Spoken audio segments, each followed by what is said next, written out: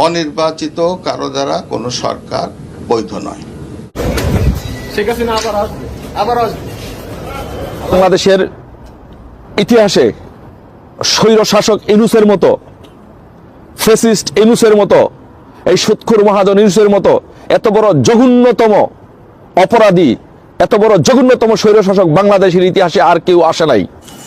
মাননীয় প্রধানমন্ত্রীর প্রতিও আমার কৃতজ্ঞতা, বঙ্গবন্ধুর প্রতি কৃতজ্ঞতা। উনি আমাদের একটা স্বাধীন সার্বভৌম দেশ দিয়েছেন। ফ্লাইটে ঢাকা ছাড়বেন প্রধান উপদেষ্টা ডক্টর মোহাম্মদ ইউনূস।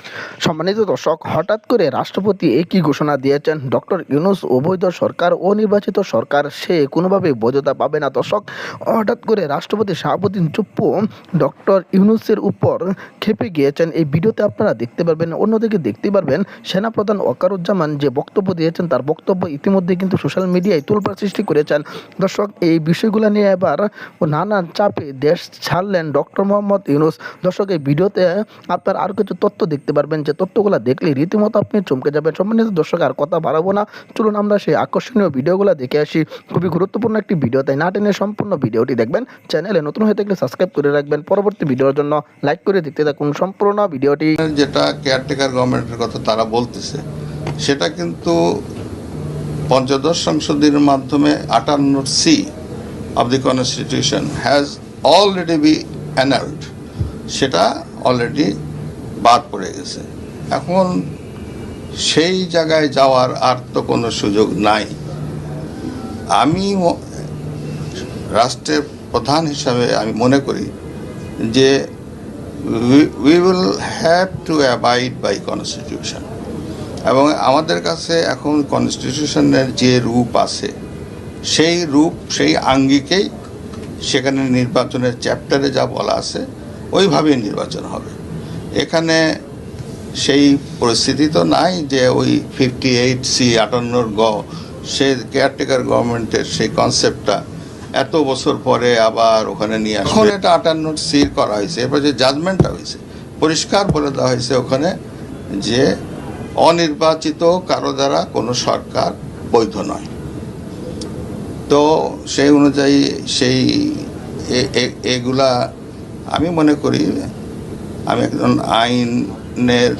আইন জগতে চর্চা করেছি দীর্ঘদিন, যে এখন আর সেই ধারাকে পুনর্জীবিত করার কোনো সুযোগ আইনত নাই, এবং এখানে জনগণের ইচ্ছার প্রতিফলন ঘটবে না।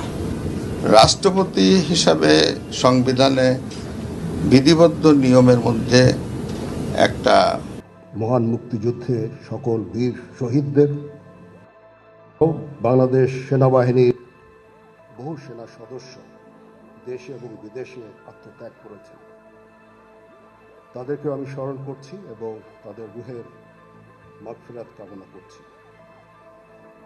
আজকে আপনারা বীর মুক্তিযোদ্ধা বৃন্দ আমাদের এখানে এসেছেন, আমাদের সম্মানিত করেছেন। আপনাদের ঋণ আমরা কোনোদিন শোধ করতে পারবো না। আপনারা জাতির শ্রেষ্ঠ সন্তান, আমাদের পথিকৃৎ। আপনারা খালি মুক্তিযুদ্ধ করে দেশ স্বাধীনই করেননি, পরবর্তীকালে সেনাবাহিনী যখন নূতন ছিল, সৃষ্টির সময় থেকে এই সেনাবাহিনীর আপনারা অবদান রেখেছেন।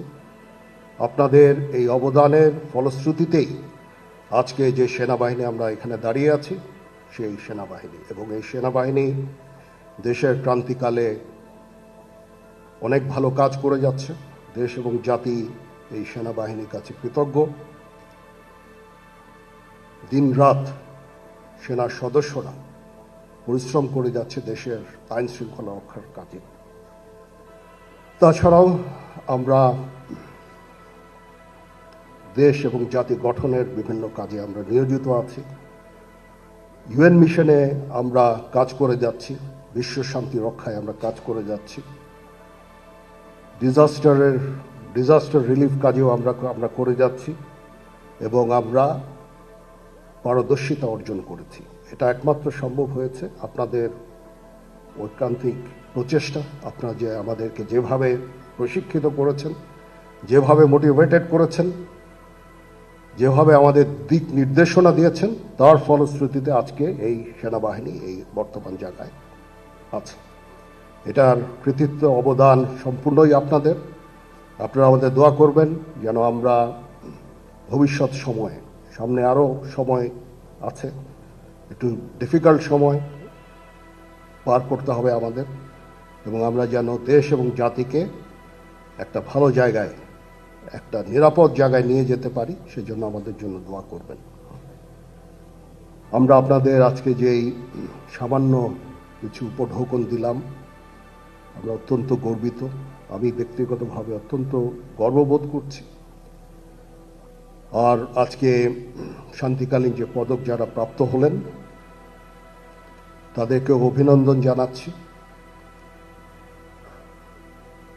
আমরা সবাই মিলে যদি কাজ করি, ইনশাল্লাহ আমরা এই দেশের এই ক্রান্তি লগ্ন থেকে দেশকে উদ্ধার করতে সক্ষম হব, একটা শান্তি সুশৃঙ্খল ভবিষ্যতের দিকে যেতে সক্ষম হব।